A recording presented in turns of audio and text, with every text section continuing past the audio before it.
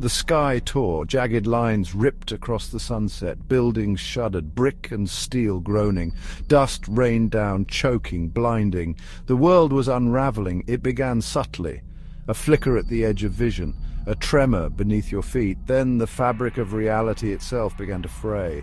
Colors bled into each other, a sickening kaleidoscope. Sounds warped and twisted, a symphony of chaos. People panicked. They ran, screaming, clawing at the air as if trying to hold on to something solid, but there was nothing left to hold. The very ground beneath their feet dissolved into a swirling vortex of nothingness.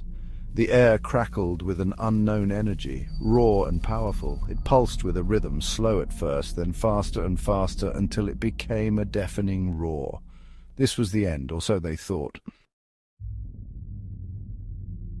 From the heart of the maelstrom, a figure emerged, small, insignificant, a child, no more than 10 years old. He stood amidst the chaos, the eye of the storm. He wore a tattered red scarf, a splash of color against the monochrome backdrop of destruction. His eyes, wide and bright, reflected the crumbling world around him, yet held a spark of defiance. He was not afraid. The child clutched a wooden sword, worn smooth with age. It was a toy, a child's plaything. Yet he held it with the grip of a seasoned warrior. He was ready to fight. But fight what? The world itself seemed to be the enemy. The very laws of nature had turned against them. Yet, as the dust settled, a new horror emerged from the void. They came in waves, shambling, groaning, their eyes burning with a cold, dead light. Zombies. The flesh hung from their bones, putrid and decaying. They were drawn to the living, their moans a chorus of hunger. The boy stood his ground. He was dwarfed by the oncoming horde, yet he showed no fear. He raised his wooden sword, a beacon of defiance against the encroaching darkness.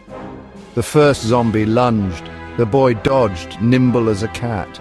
He brought his sword down, a swift arc that connected with the creature's head. The blow should have been nothing, yet the zombie crumpled, dust scattering where it fell. More zombies surged forward, drawn by the scent of fear. But the boy felt no fear, only a cold determination. He fought with the ferocity of a cornered animal, each swing of his sword precise, deadly. He couldn't fight them all, he knew that, but as long as he stood, as long as he fought, there was hope. His courage was infectious. From the shadows, others emerged, survivors drawn to his light. A woman, her eyes filled with fear, stepped forward, brandishing a rusty pipe.